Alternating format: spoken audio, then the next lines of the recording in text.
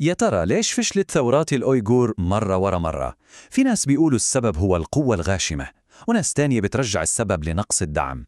بس في وجهة نظر ممكن تكون صادمة شوي، بتقول إنه السبب الحقيقي هو سبب داخلي موجود بقلب معتقدات الشعب نفسه. خلونا نتعمق بهالفكرة.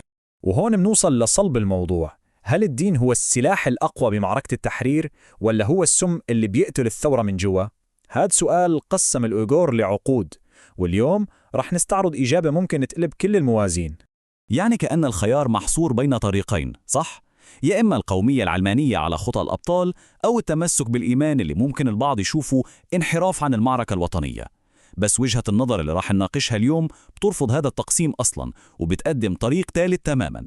وهنا بنوصل لجوهر الأطروحة. فبدل ما نلوم الدين أو نمجده، المتحدث بيقدم تشخيص مختلف كلياً. المشكلة ما كانت أبداً بالدين نفسه، لا، بل في فهمنا إحنا للدين. وهذه الجملة هي المفتاح اللي بيعيد تعريف الصراع كله. المتحدث هنا بيحط خط فاصل واضح جدا. في إسلام حقيقي، وفي شيء بسميه العقيدة الفاسدة، واللي هي برأيه فهم منحرف للدين أدى لكوارث تاريخية. طيب شو هي بالضبط هاي العقيدة الفاسدة؟ حسب تحليل المتحدث إلها 3 علامات قاتلة.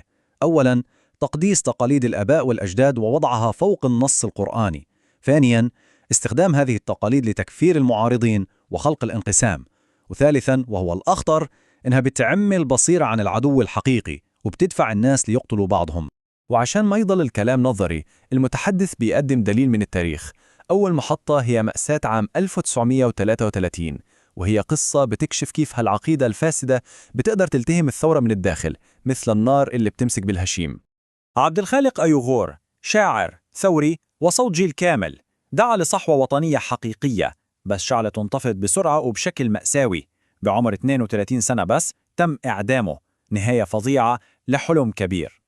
وهنا بيطرح المتحدث السؤال الجوهري: كيف ممكن لقائد ملهم مثله ينترك وحيد؟ ليش تخلى عنه شعبه بأصعب الظروف؟ الجواب حسب رأيه ما كان بقوة العدو الخارجي، لا، كان بالخيانة من الداخل. وهون بنشوف تلخيص دقيق لمنطق المتحدث الكارثي.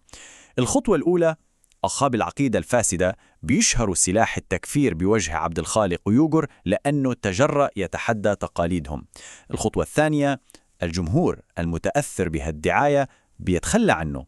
الخطوة الثالثة، وحيد ومعزول بيصير فريسة سهلة. وهكذا الحركة ما سقطت بهجوم خارجي، بل بطعنة غادرة من الداخل. ممكن حدا يفكر إنه اللي صار عام 1933 كان حالة فردية ومنعزلة، بس المتحدث بيشوفه نمط بيتكرر. خلونا ننتقل للمثال الثاني اللي بيعدمه، وهو نكسة ثورة 1944، ونشوف كيف هذا النمط تكرر مرة تانية. ننتقل لجمهورية تركستان الشرقية الثانية، فرصة جديدة وأمل كبير انولد من جديد بقيادة رجال مثل أحمد جان قاسمي. بس حسب هذا التحليل كان نفس الوحش الداخلي متربص بالظل ومستعد يهجم مرة تانية. وهون منلاحظ التطور الخبيث في الهجوم. التهمة ما عادت كفر بشكل عام، لا، صارت محددة ومضللة أكثر. تم تصوير القادة كشيوعيين وملاحدة بقودوا ثورة غير أصيلة، وهي دعاية مصممة خصيصاً لتضرب على الوتر الديني بالمناطق الجنوبية. النتيجة كانت كارثية. هالدعاية السامة اللي طلعت من العقيدة الفاسدة نجحت بمهمتها. انقسم الشعب وفشلت الثورة بتوحيد البلد، وانهارت تحت ثقل انقساماتها. ومرة تانية بيأكد المتحدث ما كان العدو الخارجي هو القاتل، بل الانقسام الداخلي. طيب، بعد تشخيص المشكلة عبر التاريخ بينتقل المتحدث من التحليل للحل. شو هو الطريق للمستقبل؟ كيف ممكن نكسر هالدائرة المدمرة من الفشل؟ الحل اللي بيقترحه المتحدث جذري ببساطته. نرجع للنبع الصافي، للقرآن نفسه، ونتجاوز كل التقاليد والتفسيرات البشرية اللي هو بيشوف إنها لوثت الدين وأغرقت الشعب بالانقسامات. وهنا نوصل لقمة حجته. المتحدث بشوف إن القرآن لو انقرأ بعيد عن غبار العقيدة الفاسدة بيعطي وضوح مثل الشمس، فهو ما بيترك أي مجال للشك بتحديد العدو الحقيقي والوحيد، الصين. وبهالشكل بتنتهي كل النقاشات الداخلية اللي بتستنزف الطاقة. وبهالخطوة بتكتمل الصورة. إذا القرآن بيحدد العدو، فهو كمان ببارك النضال ضده. تحرير الوطن ما عاد مجرد سياسة، بل بيصير واجب ديني مقدس، أسمى أشكال العبادة. وهكذا الدين بهالمنظور بيتحول من أداة للتفرقة لأقوى محرك للوحدة والنضال. وبالنهاية حجة المتحدث كلها بتتلخص بهالسؤال المصيري: هل ممكن نص عمره 1400 سنة يكون البوصلة الوحيدة لصراع حديث ومعقد؟ هل هي العودة الجذرية للأصول هي طريق الخلاص؟